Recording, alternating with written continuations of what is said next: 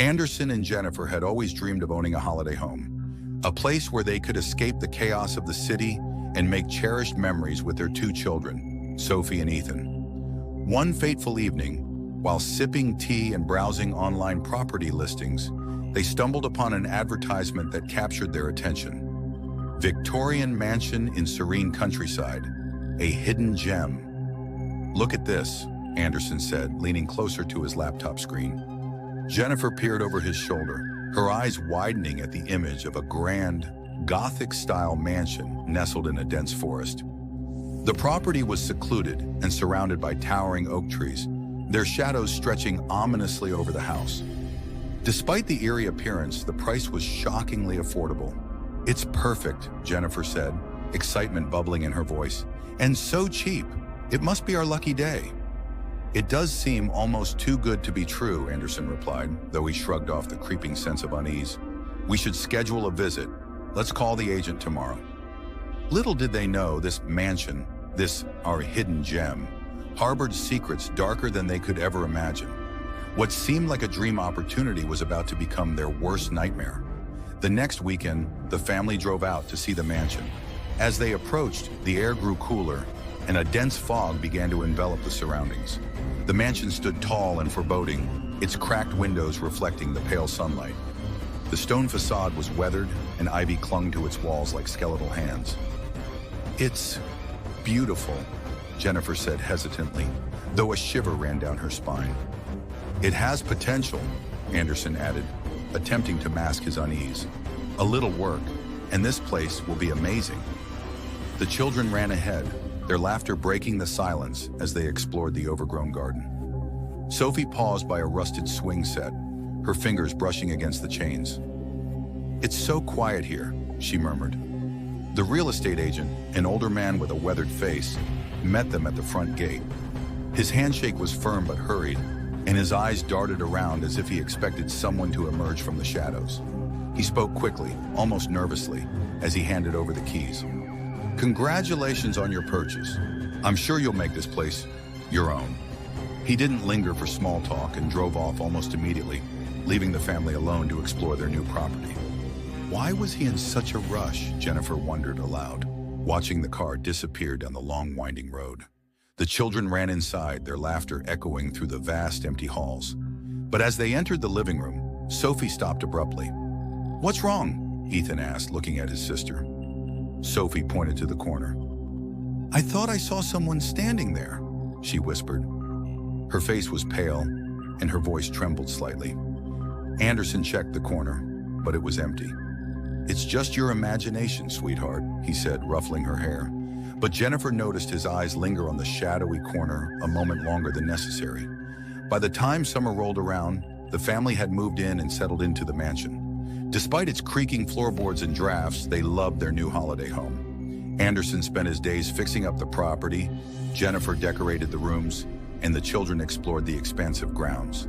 Sophie and Ethan discovered hidden pathways and secret nooks, making up stories of adventures and treasure hunts.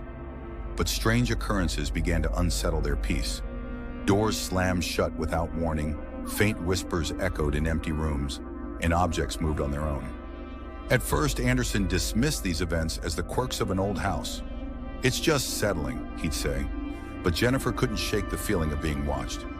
One night, as they sat down for dinner, the chandelier above them began to sway violently, though the air was still. "It's just the wind," Anderson said, though his voice betrayed his doubt. Jennifer's eyes scanned the room, but nothing seemed out of place. Yet the unease lingered. The children began to have nightmares. Ethan would wake up screaming, claiming he saw a shadowy figure standing at the foot of his bed. Sophie spoke less and often stared out the window, her expression distant. "This place is getting to them," Jennifer said one evening, her voice filled with worry. Anderson wrapped an arm around her shoulders. "It's just a phase. They'll adjust," he assured her, though he couldn't shake the gnawing doubt in his heart. It wasn't long before the entity in the house made its presence known. One evening, as Jennifer was tucking Sophie into bed, the little girl clutched her mother's arm. "Mommy, the man in my closet says he doesn't like us," Sophie whispered. Jennifer's blood ran cold. "What man?" she asked, her voice trembling. "The one with the black eyes," Sophie said, pointing to the closet. Jennifer opened the closet, but it was empty. Yet as she turned to leave the room, she felt an icy breath on her neck. She spun around, but nothing was there. She closed Sophie's door, her hands shaking. The next morning, Jennifer confided in Anderson. "There's something in this house," she said. "I can feel it. Sophie, she's seeing things." Anderson shook his head. "You're letting your imagination run wild. It's an old house. Old houses make noises and have drafts." But Jennifer wasn't convinced. She began researching the mansion's history, and what she discovered chilled her to the core. Jennifer spent hours researching online and in the local library, hoping to uncover the truth about their new home. Her search led her to a small, dusty archive in the town hall, where she found a file labeled Blackwood Estate, case file number 237. Her fingers trembled as she opened it. The mansion, once known as the Blackwood Estate, had a sordid past. Built in the late 1800s, it was the home of a reclusive family with a history of mysterious deaths. The patriarch, William Blackwood, was a man rumored to dabble in dark rituals. Local legends spoke of disappearances tied to the estate, with villagers whispering about screams echoing from its halls late at night. Jennifer's heart pounded as she read further. The file detailed a particularly gruesome event. William's sudden disappearance one stormy night, shortly after his family was found dead in the mansion. The case had gone cold, but rumors persisted that his spirit remained, vengeful and restless. She hurried home, clutching the file tightly. As she entered the mansion, the air felt heavier, colder. She found Anderson in the study. "You need to see this," she said, placing the documents on the desk. Anderson skimmed through them, his brow furrowing.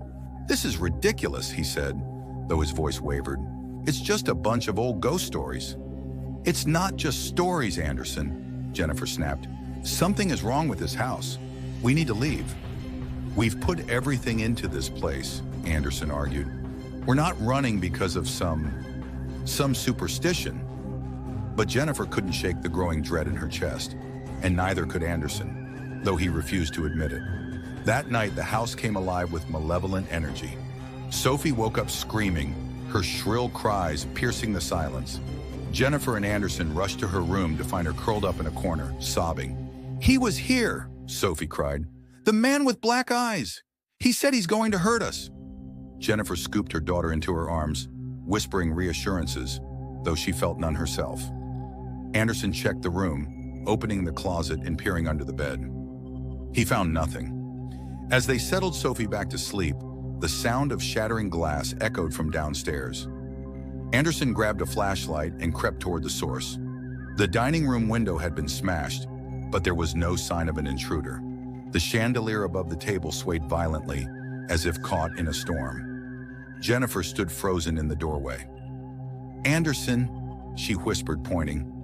On the dining table, the words "Leave now" were scrawled in what appeared to be blood. The family tried to continue their stay, convincing themselves they were imagining things, but the entity grew bolder. Doors slammed shut, trapping them in rooms. Whispers echoed through the halls, low and guttural, speaking words they couldn't understand. One evening, as Anderson worked in the basement, the lights flickered and went out. He cursed under his breath, fumbling for his phone. The beam of the flashlight revealed a figure standing at the far end of the room. A man with hollow black eyes and a twisted smile. "Who are you?" Anderson demanded, his voice shaking. The figure didn't answer but began to move closer. Anderson stumbled back, his flashlight flickering and failing. The room plunged into darkness, and Anderson's screams echoed through the mansion.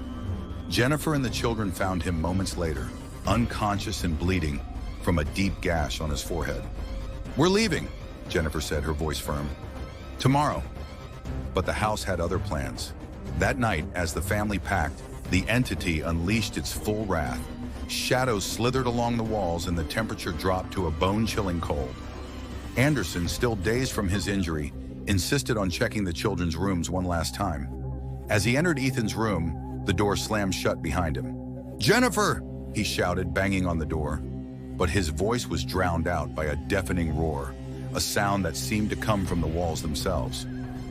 Jennifer and the children tried to reach him, but the hallway stretched unnaturally long, the distance between them growing with every step. Suddenly, a blood-curdling scream echoed from Ethan's room, followed by silence. When Jennifer finally broke through the door, Anderson was lying lifeless on the floor, his eyes wide with terror. The entity stood over him, its hollow eyes locking onto Jennifer. She grabbed the children and ran, the ghost's laughter echoing behind them. The front door wouldn't budge. Jennifer frantically searched for another exit, leading the children through the twisting halls. The house seemed alive, the walls shifting and groaning. Finally, they found a window in the kitchen. Jennifer smashed it with a chair and pushed Sophie and Ethan through. As she climbed out, she felt a cold hand grab her ankle. "Stay!" a voice hissed, sending shivers down her spine. With a desperate scream, Jennifer kicked free and tumbled outside. The three of them ran into the woods, the mansion glowing ominously behind them. As they reached the edge of the property, the house let out a final, ear-splitting wail before falling silent. The police found no evidence of foul play, ruling Anderson's death a tragic accident. But Jennifer knew the truth. The mansion was cursed, a prison for a vengeful spirit. She vowed never to return, but the memories haunted her every night. And somewhere, deep in the woods, the mansion waited, its dark windows watching, its doors ready to open for its next victims. The nightmare wasn't over. It had just begun.